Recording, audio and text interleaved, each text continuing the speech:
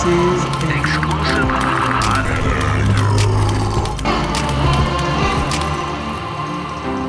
Hey, it's Stuart McKelvey, and you're listening to Why to How, a podcast where we explore adventures in STEM.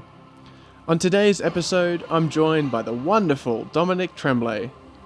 Dominic works as an innovative Canadian educational consultant, having supported thousands of students and teachers in every province of the country in mathematics, science, technology, social studies, robotics, and literacy.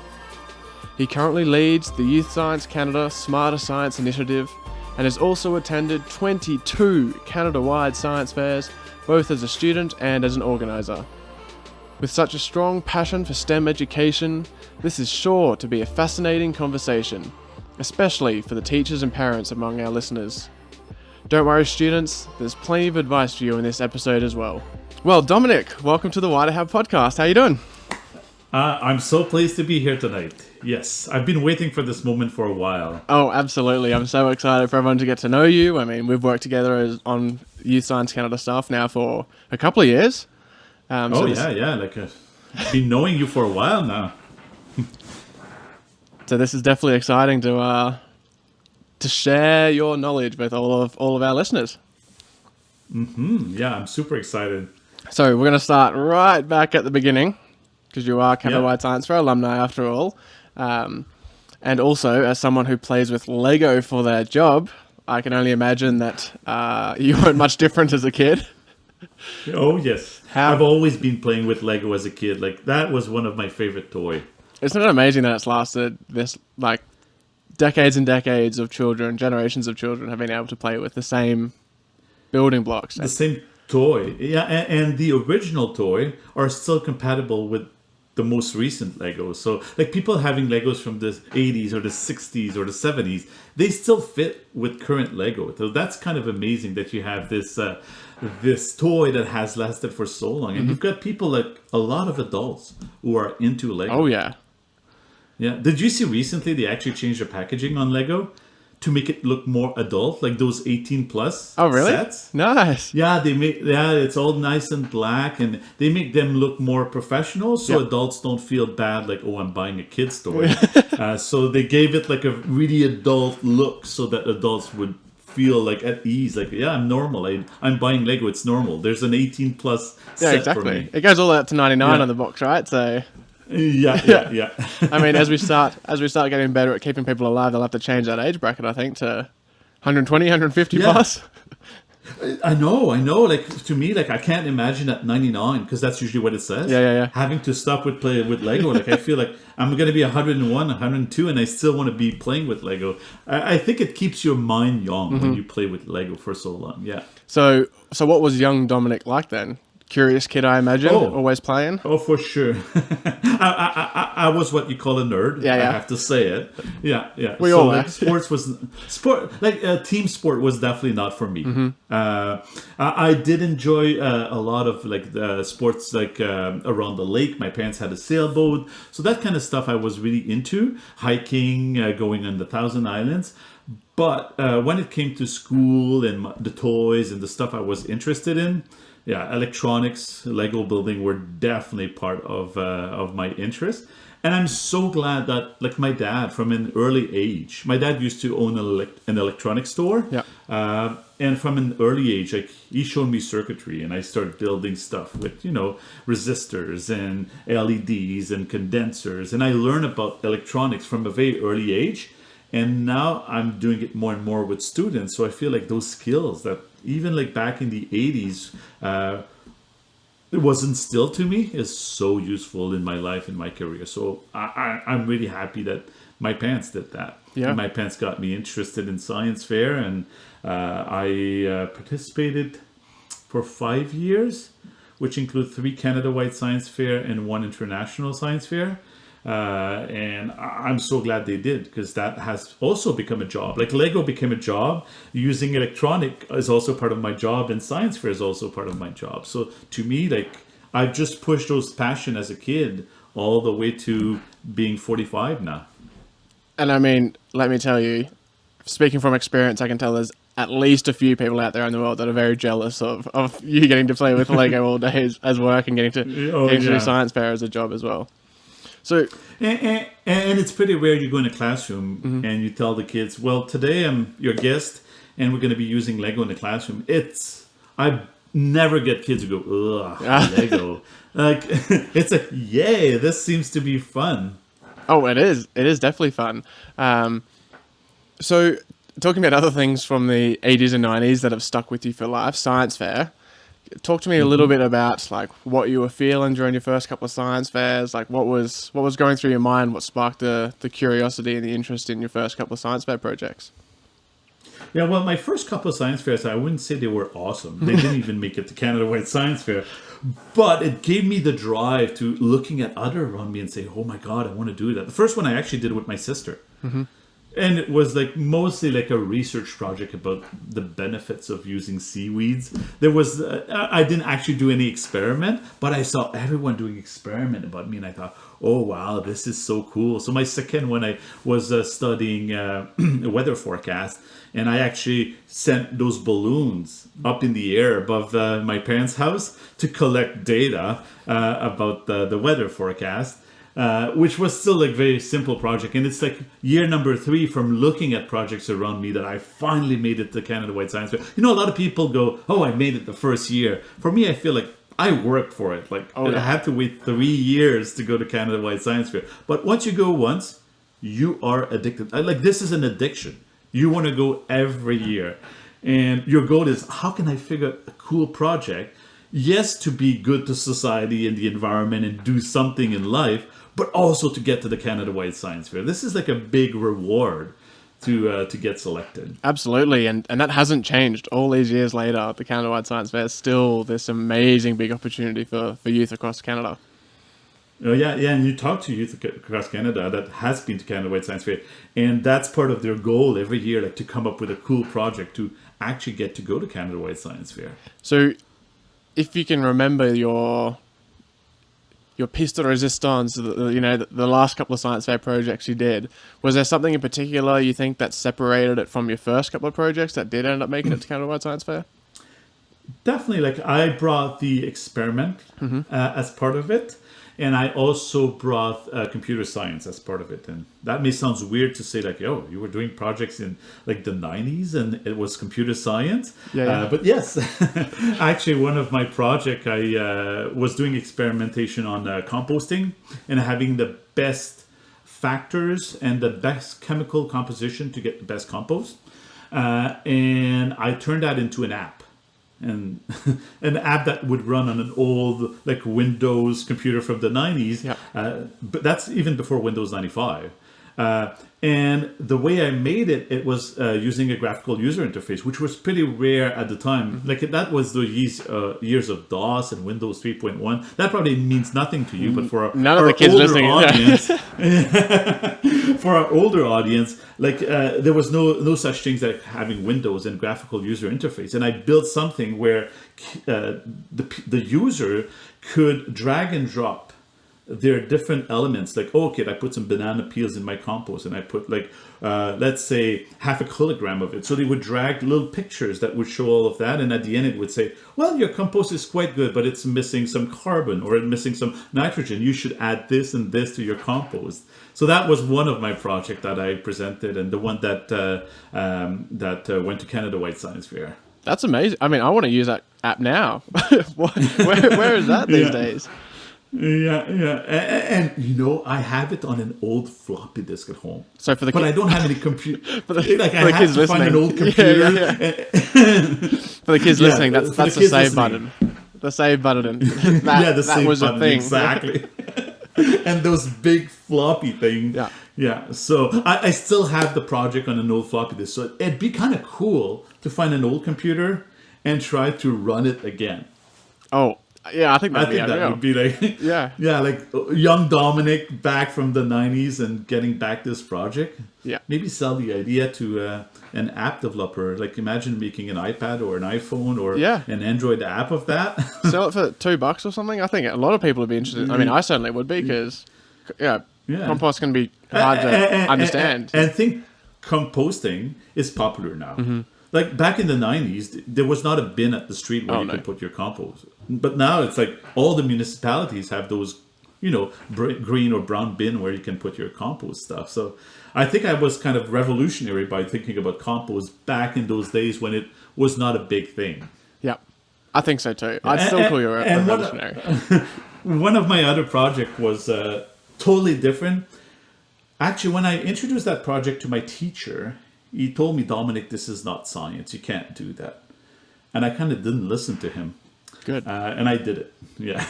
And it was about using all the knowledge that we have of cognitive psychology, short-term memory, long-term memory, chunking of information, perception, and trying to improve and make more better magic tricks. So it was about magic tricks and how you can use science, especially all the research we have in cognitive psychology, to improve the efficiency and the performance of magic trick. So let's say there's something you don't want your audience to remember. Well, you need to have as long as possible before you bring back this information in the magic trick. Well, what's that limit? How long do you need to go? Because you don't want the trick to last half an hour. So how long do you need to make sure that they don't remember that little piece of information? So I was working on, short memory and working memory, and actually doing a controlled experiment with large audience using those magic tricks. Because, young Dominic also had an interest in magic. Oh, yeah. Super cool, young Dominic. Yeah. So Dominic... And that's where I could come out of my shell, like doing magic. Yeah, the nerd could come out of his shell and actually interact with a crowd and with public. Yeah, and I mean, we've talked on the other episodes as well about the importance of having hobbies and other interests outside of science and outside of science fair, for example. And, we talk a lot about how that builds connections in your mind that other people might miss because they don't do these other things. But the other key piece to that is just, as you said, it's if you're passionate about something, it makes it much easier for you to come out of your shell. And with passion comes enthusiasm.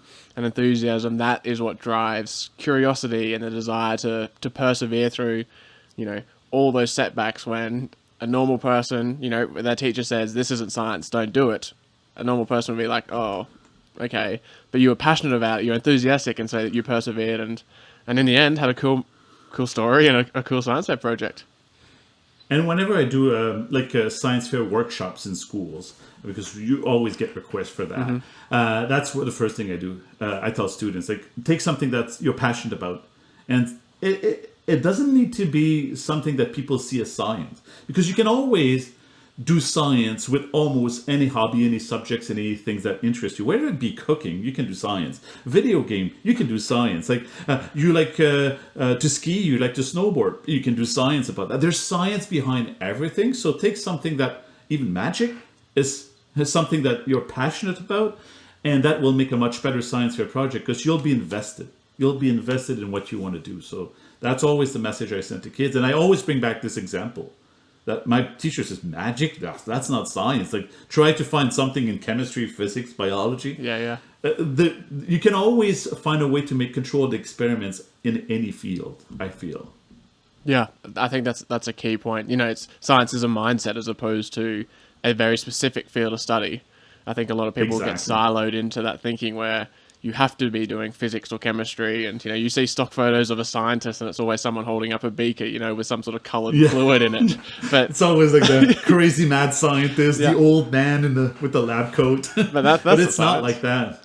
Yeah, one thing I actually say in my workshops when I train teachers is I always mention the lab, and then I say, hey, the lab, let me define it. The lab is not the school lab. The lab can be your garage. It could be your backyard. It could be the beach. It can be your garden, your kitchen. All of these places can be a lab where you explore something. It doesn't need to be the Bunsen burner and the beakers. Yeah, I mean, on episode 2, Stella was telling us about how she was doing all of her sampling in her garage. She was bringing sewage in from the local lake, and she was doing DIY at-home science. It wasn't in a fancy research lab at a university. And I think that's one thing that COVID brought, because teachers had to teach remotely. Well, science, you can't just do lectures. So one of the things that I've done a lot of consulting during COVID is how can you use what kids have in their kitchen, their garage, and their backyards to do science? Like how we can actually take advantage of this stuff that, most schools don't have a garage, a kitchen, and a backyard, especially like if you think a school downtown Toronto or downtown Montreal, where it's only asphalt. There's no such thing as a backyard or a garage or a kitchen. So why not take advantage of that? Like during that year of COVID, we now can use those labs that are different than the one we have at school to do other type of science. Yeah, and a shameless plug from my end. We do share some fun at-home experiments on the YSC Twitter and Facebook pages if anyone's interested. Totally, yeah. So there's definitely options out there. And I mean, I think that brings up a good point too, especially when you talk about having passion for the subject that you're researching, for example. Is this sort of stuff that you're learning in science class, or like how were you actually getting the knowledge that you needed to be doing your science fair projects? So the method you do learn in science class, but I think the topic is something that you need to have the drive. Mm-hmm. And I know a lot of schools who make like science fair mandatory, let's say in grade 5 to 8. But some of the students don't choose a topic that interests them, or even the teacher will try to stay with stuff that they feel safe. Like they feel safe teaching that, whether instead of saying to the students like, hey, go about your passion, like find something that you're passionate, because the teachers say, well, what if they choose a topic that I don't have any expertise in? Who cares? Yeah. The goal is, are they doing a controlled experiment? As a teacher, do you totally master the scientific method? If you do, who cares what subject they'll take? They can work on those subjects using the scientific method and making sure that they have the proper inquiry process. Yeah, and I mean, we'll touch on smarter science in a little bit as well, which obviously ties in quite well to this whole project-based learning side of things. I was going to plug it. Yeah, don't worry, we'll get onto that. We've got a whole section on that. But I guess, yeah, for teachers, their role is almost changing from what it has been the last decades and decades. It's less about memory and expecting the teacher to have any sort of expertise in certain areas. And it's more about, can they teach the student the proper process, so the proper scientific method, but then also how can they support them? So how can they link them to people that have the expertise or, have the resources or the know-how to actually help them in a more specific case, use-based case. And so that segues very nicely into my next question was, did you have any particular mentors or supporters, idols that you looked up to, that you sort of emulated, that you reached out to support you through your science fair projects? I totally did, and I'll have to name him if that's okay. Absolutely. Because he has the same last name as me. What? Tremblay. Yeah. Yeah, his name was Carole Tremblay, and this guy was amazing. Like, he really inspired me, but he's also the one who told me not to use magic as one of my topics. But other than that, like, he was amazing. And when I finally got selected for the International Science Fair with that project, like, it was so much fun to say, I told you. Yeah. But it was amazing because he was not doing the science fair project for me or for us. He was running a science club. So not everyone at my school was doing the science fair. It was optional. It was people part of the science club. And those friends that I met at the science club, I still see them like more than once a year. Like, we're still best friends 25 years later. Wow. Actually, more than that. Yeah. Actually, one, I even sent you his name for a possible guest on a podcast. Like, I see these guys all the time. It's so much fun. Except during COVID. We've done a lot of Zoom parties. But Gotta love those Zoom parties. Oh, yeah. So I feel like this teacher, in addition to giving us like the drive to do a science fair project, was also making sure that we were helping each other. So and that's why we became such good friends, and we decided to keep doing the science fair together. We each had our project, but it was like almost like we were the team, like we were representing our science club. We were proud of it. Yeah, I really like that, and I think that's definitely a key takeaway for any of the teachers, parents, or possible mentors listening to this episode, is that you don't have to just focus so much on the science fair project and assisting the students in whatever they need, but that whole idea of helping them build relationships with their fellow students, and even if it is with other mentors or anyone else in the industry that they're studying, or it's building that relationship and building that network for students so that they're sort of set up for success when it comes to science fair projects. And then 25, 30 years later when they're still recommending their friends to an Australian guy that's hosting a podcast for a science fair organization. Exactly. Yeah. And we've all grown into all different careers, all very different. Like one is a lawyer, one is a medical doctor, one is a rocket scientist, and me who's a teacher. And we have all 4 different jobs, but we still like hang out together, and we still talk about stuff that happened to the science fair. Like we were good kids, but we also did a few bad things. Parents don't want to hear that. No. But Actually, there's one thing we did that. Did you know there's a policy at Youth Science Canada that it is based on one of the things that we did? is that really? Back at Canada White Science Fair in 1992, I remember it, Sudbury, we actually opened a store, like a hospitality suite. No alcohol, I promise. There was none. But we had we bought like soup and chips and crackers and a bunch of stuff, and we rented video cassettes, movies, for our young audience. And then we were charging for people to come and have food and enjoy the movies. And we actually decorated the room. And right now there's... and then we got a little bit in trouble. The committee actually said, because we said, well, we can't close the store. We invested like a couple of $100 on groceries and stuff. And they says, well, if you close the store, you're going to get to stay at the science fair and we're going to buy back the groceries from you guys. So we were fine.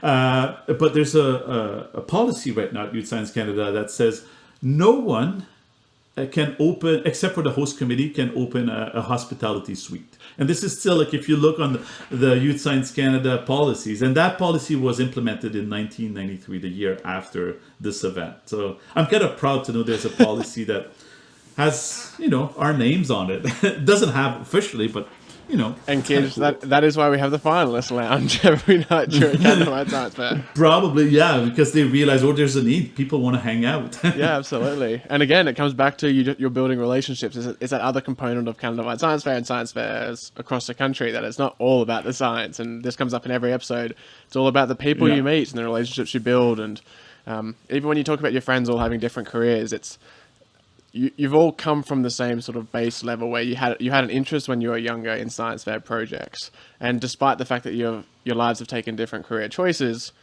because they're still your friends and you still stay in touch, you now have their perspective on things that are affecting you. So you're learning all of these things from all of these different areas and different industries and different interests.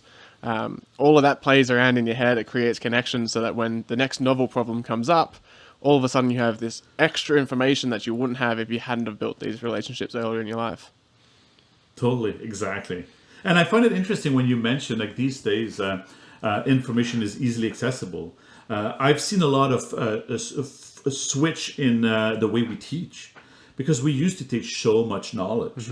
And a lot of people, like, ask any adults, like, do you remember the first 20 elements of the periodic table? Or do you remember the speed of light? They don't remember that information, yet they had to memorize it. And these days, if I need that information, because sometimes I'll need it, I have my watch. I can ask Google, I can ask Siri, I can ask Alexa. So why focus on that?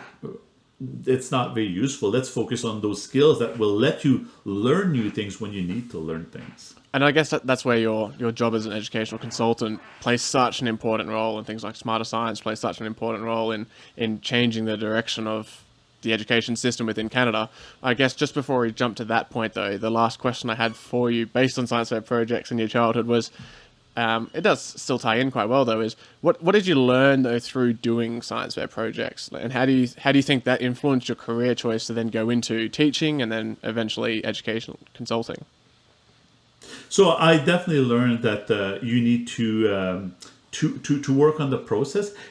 I've also learned how to set goals and set deadlines, and making sure that all the project management skills I've learned through science fair, because science fair, you had a deadline. You had to be ready for that day X, and actually at the time you had to be ready much earlier, because you had to ship your project a week ahead, because it would take like a week to get there. These days kids just bring a roll with their paper.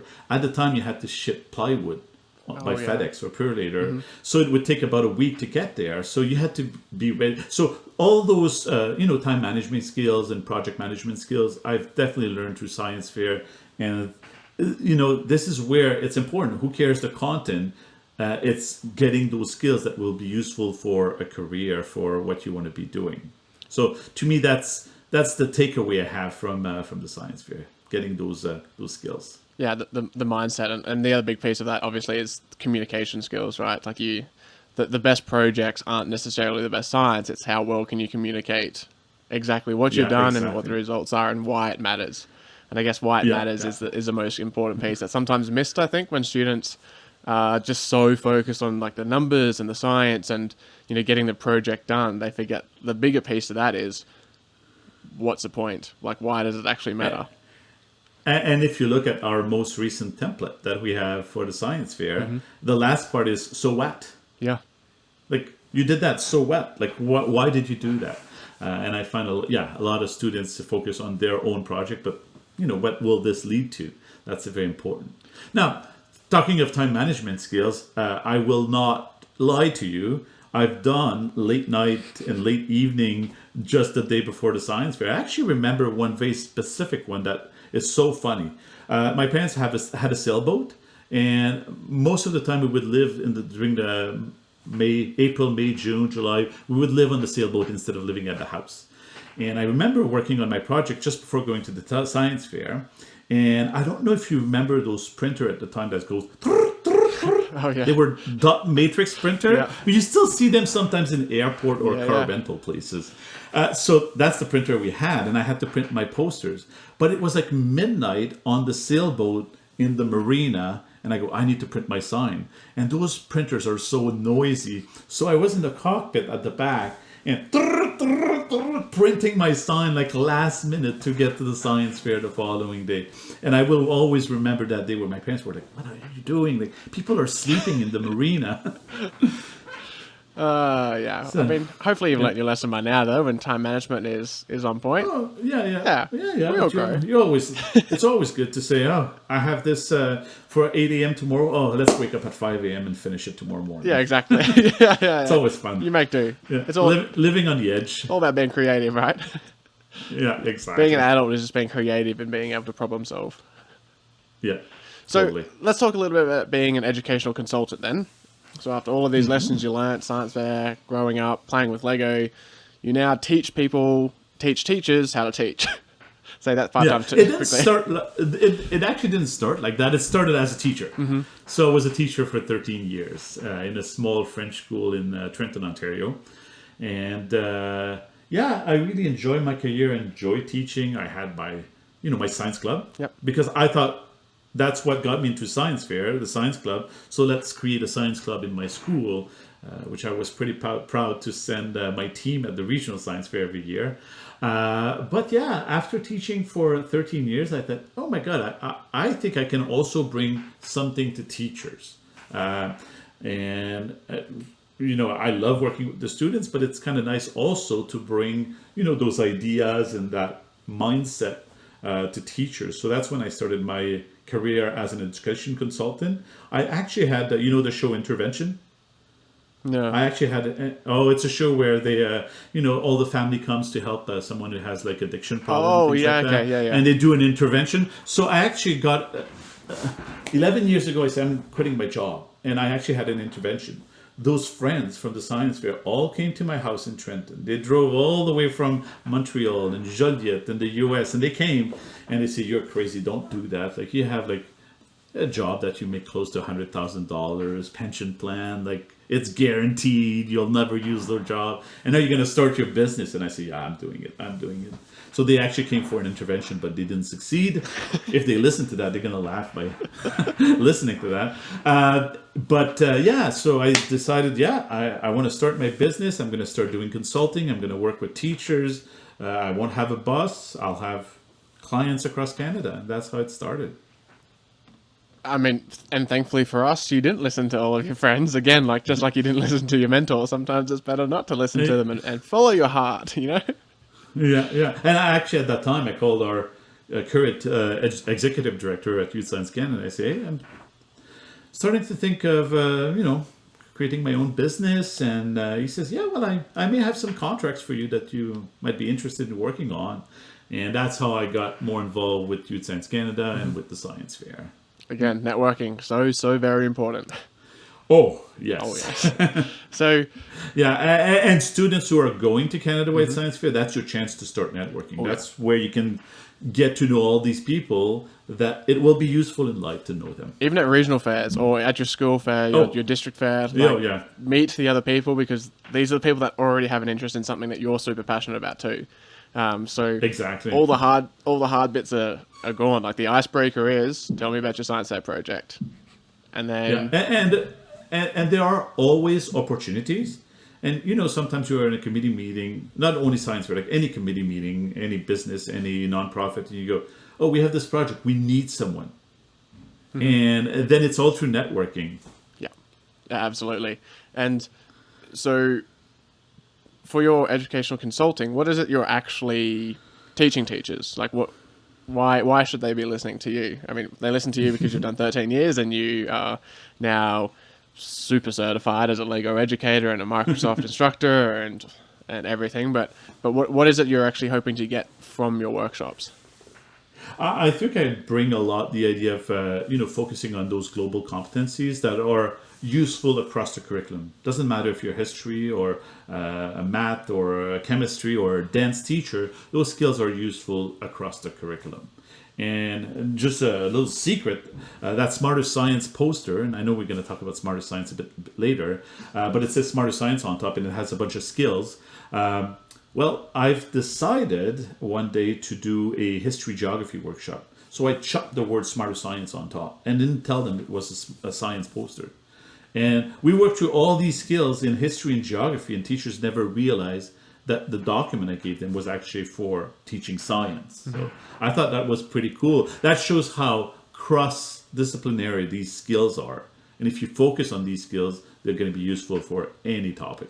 Yeah, it's all transferable, and it's all about, again, that mindset and that process is much more important than the knowledge you just are kind of being forced to remember. It's not about the knowledge, it's about how you get to the knowledge at the end. Exactly. Yeah. So that's what I bring to teachers. I also, I think, bring my energy, because some teachers sometimes just need a little push to start exploring new things. And I'm constantly, I want all the kids and all the students and the teenagers to think you're going to be a lifelong learner. Yeah, you're going to high school, you're going to middle school, high school, and then possibly college or university. But after you're done with that, you're still learning. And I see myself learning until I'm 120 years old, for sure. But you're always learning. And the world is changing so much that if you're not constantly learning, at one point, like, you're so behind. So this memorizing of stuff is not useful necessarily, but having the skill to know to learn how to learn, basically. And that's why I'm trying to bring to students. That's what I'm trying to bring to teachers. Learn how to learn. Yeah, and that is the most important thing you can possibly learn in life. Yeah. And we live in a world where they make it easy. In a world of like YouTube and having access to search engine, they make it easy for people to learn how to learn. Yeah, exactly. Yeah, you can just YouTube it now. Exactly. But in learning how to learn, I guess the baseline level, the foundation needs to start at something that they already understand. So it has to be somewhat of a level of comfort, and then you just build on top of that. And not even just using this as a metaphor, building blocks, you actually use Lego quite a lot in your workshops, which is why you become a Lego educator. What was it about Lego that was attractive to you as an educational consultant? Why Lego? Besides your obviously love for it. Well, it's interesting because a lot of people don't see Lego as being an educational tool. They see this as just, little plastic toys. Some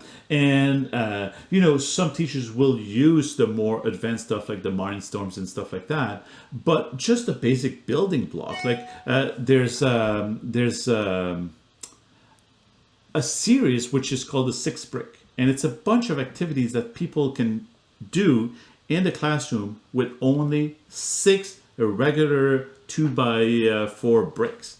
And it's pretty awesome how such a simple tool can bring so much learning in a variety of topics. And it's not only in schools. Have you heard of the serious play system? Which, sorry? A serious play system? No? Please tell me, yeah. Kind of cool. Yeah, so it's actually open source now. It used to be, you had to be certified trainer by Lego, but now they made it open source. And it's a system for businesses to use in their boardroom when it's time to brainstorm. And the idea is that you bring up your ideas using the bricks. Nice. So whatever you're thinking, you try to express it to the bricks. And Lego says you can do a lot of communication you're just using your hands. It doesn't need to be always voice. And it's being used by so many organizations to actually, we should use it when we have board meetings at Youth Science Canada and Canada Science Fair, where you come up with ideas and you try to represent them. And also, the problem when you have those brainstorm meetings is you just bring up ideas too quickly. You don't have time to think about them. When you spend 15 minutes working on a build with your Lego, the idea just keeps evolving. So once you're ready to present your creation, your ideas have already evolved since your initial thought. Yeah, I like that. So yeah, so Lego is used like at a very young age. I used Duplo in kindergarten, then the regular Lego and also the robotics sets. But it can also be used in adulthood, even in businesses. Yeah, and so that's why I was attracted to the brick. Like I thought, oh, this is cool. I actually had Lego Mindstorm kit as a teenager. I was at a science camp during high school where they showed us how to program the robot tracer line. You see it all the time. I was hooked. I used to research and build robots all the time. There were probably like there you go, exactly that. Yeah. So you know what's sad? It's retiring June 2021. Are they replacing it with something else? Or? Yes, the Lego Spike Prime, this one. Oh. It's more colorful. It's pretty cool as well. Like there's a lot of cool stuff in the new one. But yeah, that's going to be the replacement. Oh, nice. Okay, well, I'm glad they're replacing it with something newer. And I still have it in a container under my bed back in Australia at my parents' place. And there's been similar workshops at the Canada-wide science fairs I've been to. There's similar workshops at any sort of science camp, science fair, science presentation. Why is it that robotics in particular is so important for students to learn? Like, why is that the go-to for all of these science interest camps, Yeah. Well, I think it does bring the STEM project, and there's a lot of robotics where like you follow the line, pick up objects, and I do work with robotics competition, but I also enjoy using robotics to solve real life problems. Like you have a problem, you want to solve it, you use a robotic set to solve that real life problem. Like you forget to feed your dog, you create a system that will use the motors and that will use a sensor to know when, the food is gone and when to, refeed your dog automatically. So robotics is all about having sensors and reacting with actuators. When you think about it, this is basically like our human body. We have our 5 senses and we have our muscles and our bones to do basically what a robot would do. Now, one of the things that I really enjoy telling kids is robots are good at the things that we're not necessarily good at. Robots and computers in general, and vice versa. Like it's super easy with code to build something that will get like the first 200 prime numbers. It takes a lot of time for a human being to do that. But have you tried getting a robot to create a mug that will feed you water? Or just picking up an object, like in robotics competition. It's hard to pick up an object. A 2 years old, a 1 year old can grab an object. It's hard to teach a robot to do that. And that teaching is so beneficial for students, like having to think of the sequence of instructions and the communicating with the sensors and communicating with the motors to put the right pressure, like having to think of all of that. And you think a 1 year old, 2 years old can do that? It's pretty interesting. So I really like to have those, reflection with students as well. What I really like about robotics too is that when faced with a problem, it forces you to follow a process very similar to the scientific method, and it's very procedural. Like these are the things you need to do to get to an end result. But within that procedure, there's boundless amounts of creativity required to solve each individual So step. many ways to do it, yeah.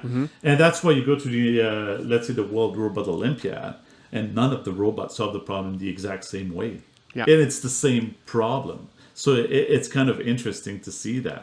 And it's very hands-on. So- Like it's when you make a mistake, it's very obvious you made a mistake. I think theoretical science is quite difficult for a lot of students to really feel a passion for early on in their lives because they can't see a result. They don't know if they've done something great or done something wrong or just incorrect at the time.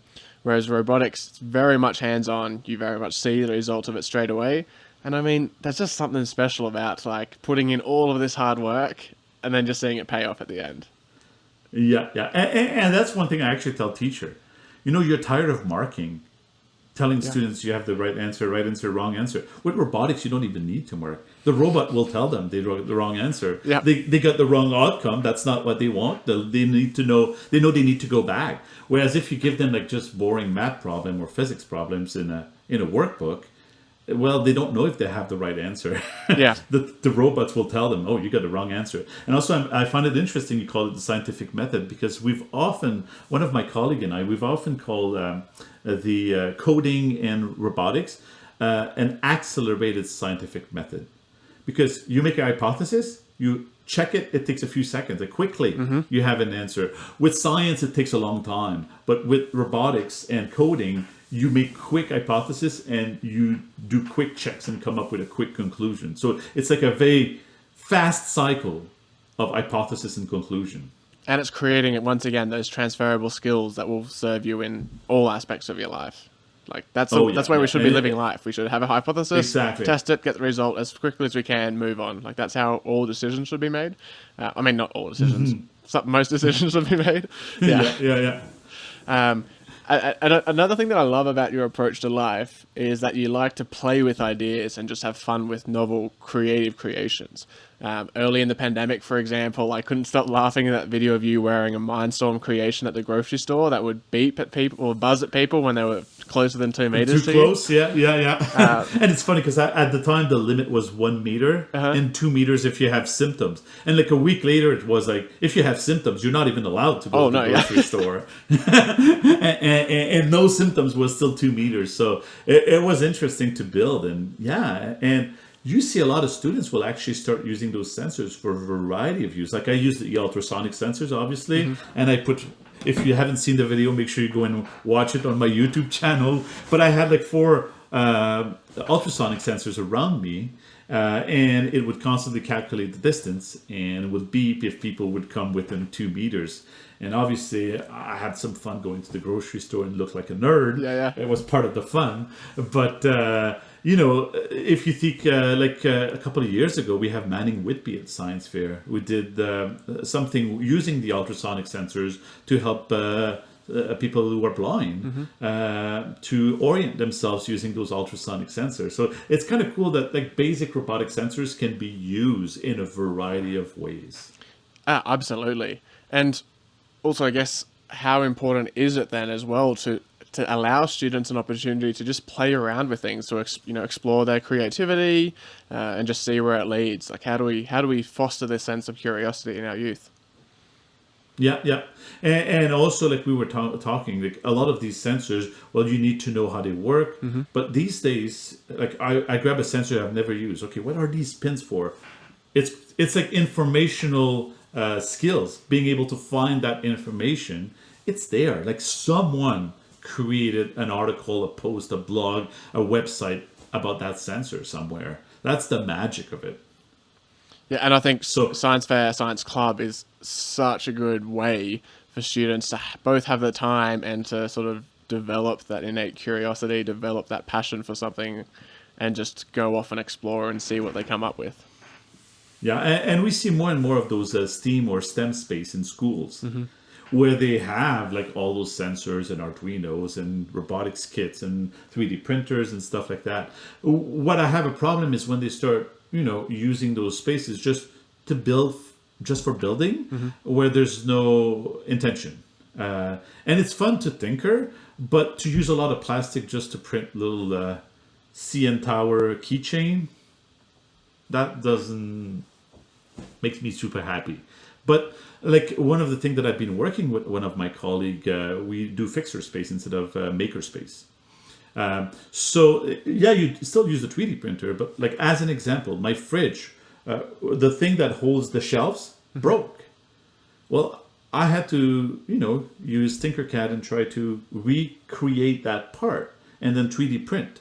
Well, now there was a use for the 3D printing, and it was actually good for the environment. Even though I use plastic, my fridge didn't go to the dump. Yeah. I used that fridge longer than it would have been used for. And actually, Samsung was charging me a fortune to get that part. So I'm kind of glad. And when you think about it, you need way better skills to do a project like this where I had to reproduce that parts because it needs to fit there.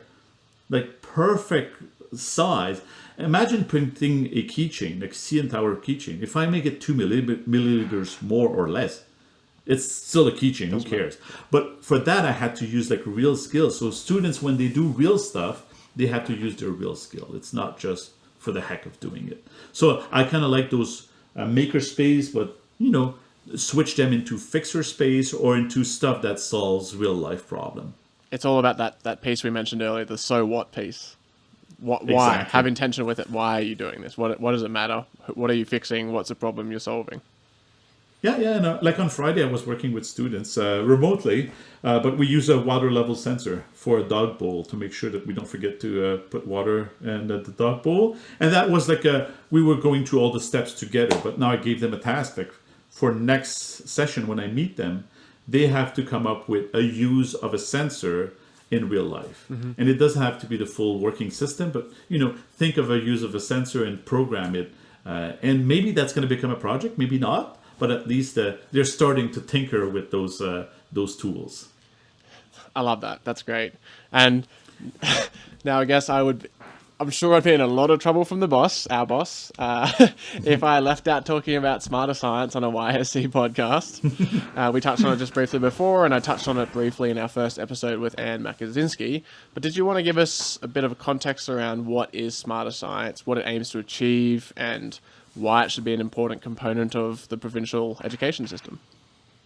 Yeah. So Smarter Science is actually a framework that was created originally by the Thames Valley School Board, but then further developed by Youth Science Canada.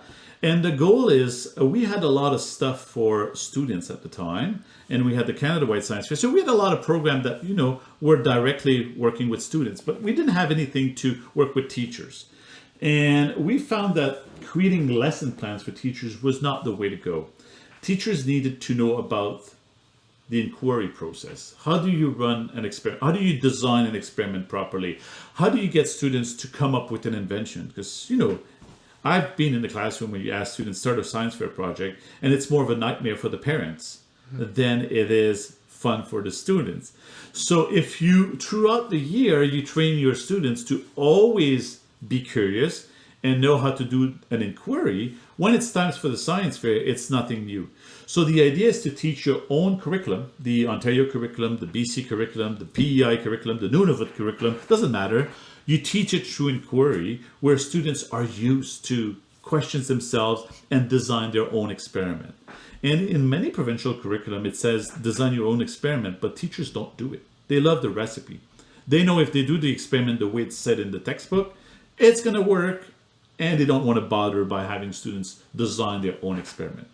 But it's scary for a teacher to know how to design an experiment. So what we created is a set of posters and a method that brings that inquiry in the classroom, where students have a lot of freedom, yet they do have a framework. And that may sound like counterproductive, but you have a lot of freedom on what you're going to do and how you're going to do it. But you still have to follow that framework to make sure that you do proper science. Because when you give a lot of freedom to students, it could be improper science. It could be like if they're not controlling variables, if they are not having a large enough sample. So we've designed those posters, and they're being used more and more by provinces. New Brunswick recently just included Smarter Science framework as part of their curriculum, so that's a big win. And in a way, Smarter Science is a open source framework. So any textbook publishers, any provincial organization, any school boards could use Smarter Science to better their science program. We do offer at Youth Science Canada the workshops and the support for a fee, but those posters and the framework is available for free on our website. Yeah, what I like most about Smarter Science is it's that project-based learning, which we've talked about on all of the episodes. Science and STEM can't be siloed, and I think it's been taught traditionally in a very siloed approach. You get a chemistry class, you get a physics class, you get a biology class, then you do history, you do geography, and all of these other pieces completely separate from one another. Smarter Science aims to sort of break down those barriers, because science breaks down those barriers. So, just like choosing a science fair project based on a passion, the way you should be learning, the way you should be educating youth these days is by getting them passionate about a certain topic and then teaching all of these subjects under the same umbrella. Exactly. And what we see in Smarter Science is that, if you keep doing this method to teach your own curriculum, so you're still covering your provincial standards, when it's time for the science fair, students won't see this as a big thing. It's going to be like, oh, that's just another inquiry. Except this time, I'm totally free to choose the subject. Yeah. That's the big difference. And if any teachers or any educators in Canada is interested, just visit the Youth Science Canada and the Smarter Science website, and you're going to see that all this material is available and will help you better structure your science inquiry in your classroom. I'll make sure I add that URL in the show notes for everyone listening as well.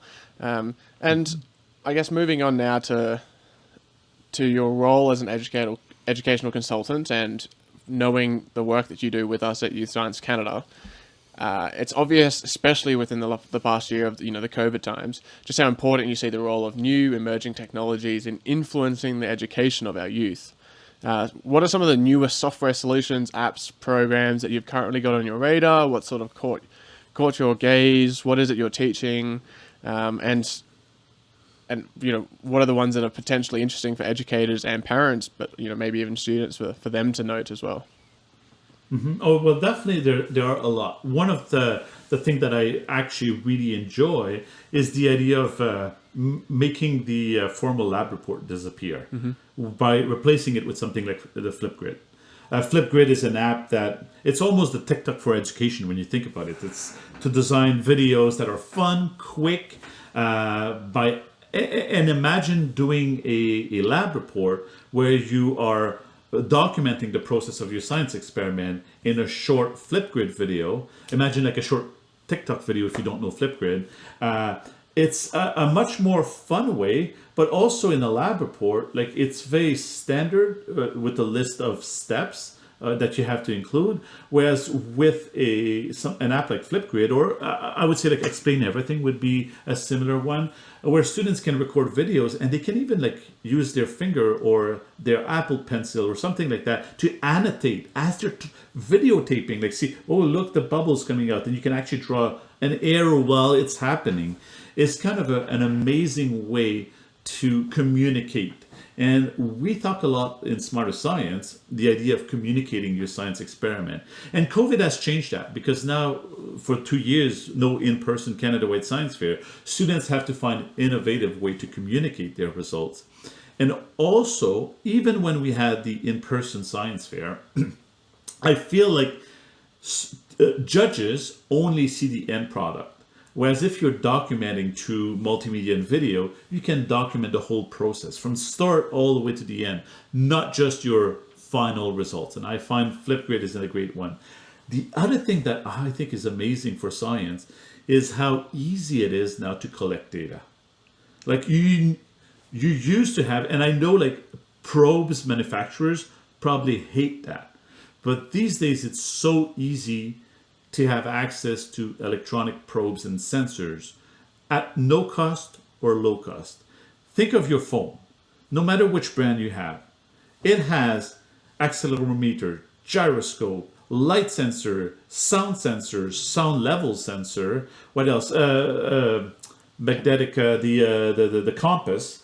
It has so many built-in sensors in there, and I would highly recommend the Google Science Journal app. If you haven't downloaded it, download Google Science Journal app. It's available on Android and iOS. It's free.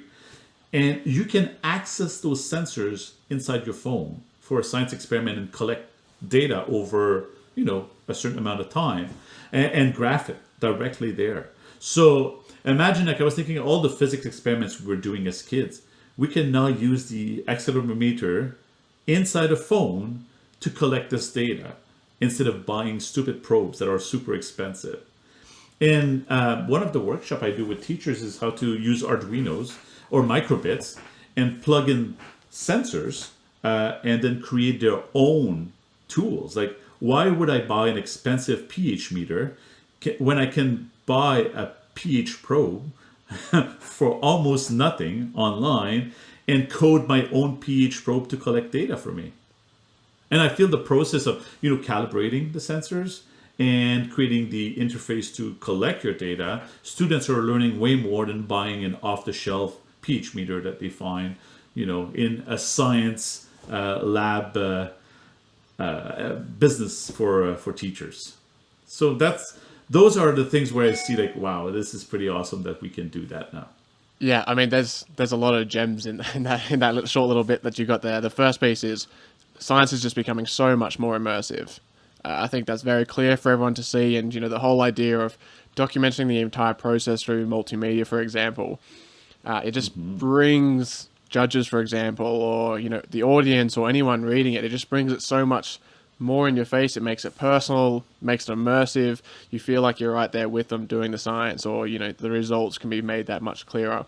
The second piece, citizen science has just exploded throughout the pandemic, for example.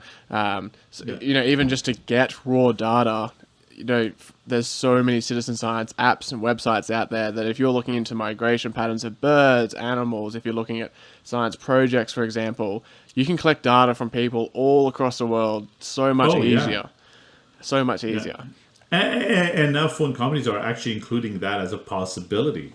The Apple Health app, you can design an experiment and submit it and then collect data from millions of people that have this phone or this watch to and obviously they do accept to be part of your experiment. And you need to provide informed consent, but that makes it available. I think one of the last thing I would say is just the idea of computer assisted design, CAD in 3D. I remember my first year teaching, they bought AutoCAD for my school and it was $700 a license. Now with Tinkercad, online app, free. And you can do 3D design, you can do circuit design, you can do 3D design and circuit design with coding, all in one app for free. So I think technology has just made it so much easier for people to explore their passion and do science and technology at home. Yeah, and the other piece, going back to what you said before about designing your own probes, for example, what that's doing, and I guess what we've been missing for the past couple of decades, it's bringing back the importance of understanding why you're doing things. Like, how does something actually work? What we're missing so much from society right now is that you just go to the store and buy something. You don't worry about how it actually works. Like, you pick up your phone, there's no understanding about how any of it really works. No one really knows exactly how it's all working together. But when you're starting to design your own probes, even if it's just purely out of monetary necessity, all of a sudden you have to understand all of this theory, this underlying theory and the foundation, and you're able to build on that as you progress into your career and, you find the passion that you want to stick with. So the last question I have for you, and that it relates directly to this, is what are some of the challenges facing Canadian youth that you can see at the moment in relation to their education? Well, I think the most important thing is schools need to start focusing on those global competencies and stop focusing on just learning facts. I think that's extremely important. And you've seen some provinces actually go the inquiry route and decide to go back to memorization. And I think that's kind of sad. But I think a school also need to start networking, and educators start networking to learn from each other. It's always interesting to because as part of my career I've moved a lot more also to the international now, and seeing how different things are in different countries. I think students exposing themselves to other countries, even online right now, don't need to go there. You have better empathy for other people, and you can also help solving problems. So I think this is what our youth should be looking at, trying to get to be a global citizens, know what's happening in the rest of the world, and using their scientific and technological knowledge to support people from across the world. Yeah, that's great. And as many challenges there are facing, particularly the youth of today, I have so much faith and optimism in that whole generation. I'm so excited to see where the future of science comes, and with all of this advancement, with the passion that they show not only for science but also just for getting involved in political discussions and just being more aware as global citizens. I think it's going to be exciting times ahead. And that's interesting you mentioned that, because also another thing that they need to be careful is we've heard it a lot, fake news. Mm-hmm. So to be more critical thinker when they see information online. And I think, yes, there has been an explosion of citizen science, but we also need to make sure that we have proper science as well, and be able to have a critical eye when you look at science, and make sure that you look at the source. And all of those skills actually are more important now that things are published online everywhere. So I think that's important for our students to have this science literacy, because we've done a lot of literacy and numeracy over the years, but I don't think we've done a lot of science literacy. Yeah, and now is never been more important. Oh, totally. Exactly. Well, Dominic, this has been an absolutely fantastic conversation. I mean, I always love having chats with you. I think you're such a fun personality, and you bring such a playful approach to science and the scientific method. We really appreciate, on behalf of Youth Science Canada, just how much work you put in for us. And with Smarter Science, I truly think that is going to have such a positive impact on the Canadian education system. And I really do hope that youth appreciate what that actually means for them and the way they do learning in the future. Well, thank you very much for welcoming me on your show. It was a lot of fun. Absolutely. I mean, I hope we get you back on again sometime soon. Yeah, I think it's time for me to go and build a Lego set. Perfect. I need to go buy some Lego. Yeah. Cook dinner and then build a Lego set. Wonderful. Thank you all for joining us in this episode of Why to How, a podcast where we explore adventures in STEM. If you liked this podcast, consider leaving us a like on our social media. It's just ysc.sjc on Facebook and Instagram, ysc_sjc on Twitter. Leave us a comment with your favourite part of the interview, and let us know your own thoughts on the topics we discussed. Please do share a link to the podcast or YouTube video with friends who you think would love to follow along. And if you're on Apple Podcasts, leave us a review, as it really does help us reach more people. We'll have another amazing guest for you on the next episode, so stay tuned for more. Until then, have a wonderful day and stay curious.